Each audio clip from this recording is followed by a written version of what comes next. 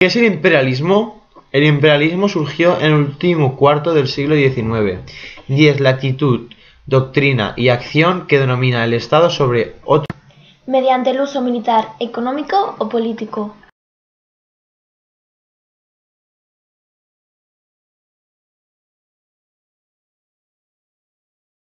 Causas del imperialismo: económicas, demográficas, ideológicas y políticas. Las causas económicas: el descenso de los precios provocó el proteccionismo, es decir, se prohíbe la entrada de los productos extranjeros o poniéndolos con impuestos. Esto provocó tener que buscar otros mercados que no estuvieran controlados por estos sistemas. Utilizaron mano de obra no cualificada y con los salarios bajos a fin de reducir los costes de extracción de las primeras materias.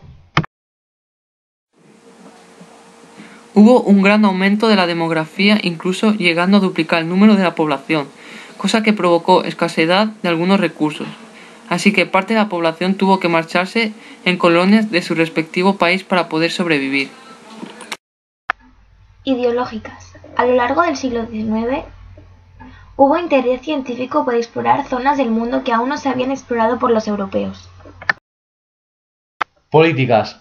Las potencias aumentaron el poder político a escala internacional, por eso se controló rápidamente las rutas marítimas y terrestres comercialmente y militarmente, para aumentar la propia influencia en el contexto diplomático internacional.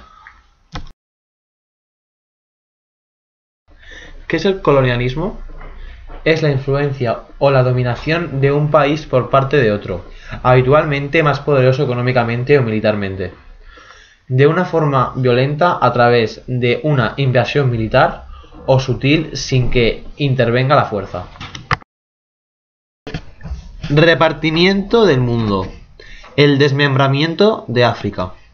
A partir del año 1870 las expediciones aumentaron y Gran Bretaña y Francia conquistaron y colonizaron el continente. Se formó el proyecto británico, que consistía en conectar el norte de África con el sur mediante el ferrocarril. El objetivo de todo esto era dominar la fachada oriental del continente y poder controlar el Océano Índico. Gran Bretaña obtuvo algunos territorios ricos. Luego se formó el proyecto francés, que quería dominar una fachada que se extendía en el sentido este-oeste. Algeria acabó enfrentándose con los británicos. La rivalidad entre Francia y Gran Bretaña se añade el rey de Bélgica, que se encargó de la exploración de la zona del Congo. Finalmente, los comerciantes se desplazaron a África Central y en toda esa área se produjo un conflicto entre las potencias europeas.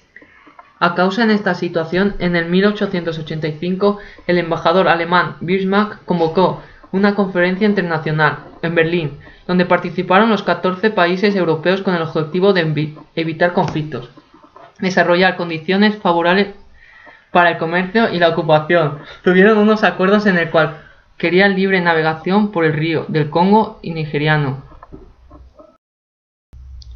Hubo dos conflictos. El primero fue el de la Guerra de los Boers, que se desarrolló en dos fases, del 1880 y 1881 y del 1899 y 1902. Todas se enfrentaron al Reino Unido con los colonios holandeses. Los Boers habitaban las repúblicas vecinas de Transvaal y Orange, donde se habían instalado a mediados del siglo XIX. Huyendo de la ocupación británica, después de unos años de guerra, los territorios boers fueron unidos al Imperio Británico. El segundo conflicto se llama Fachoda, donde se enfrentaron Francia y Gran Bretaña en el 1898, en un territorio al este del lago Chad y al Alto Nilo. Finalmente, los franceses cedieron y se retiraron del territorio. El repartimiento del mundo. La ocupación de Asia. En el siglo XIX se produjo la penetración de Asia, donde intervinieron nuevas potencias coloniales como Rusia, Estados Unidos y Japón. La colonización británica se concentró principalmente en las zonas de India.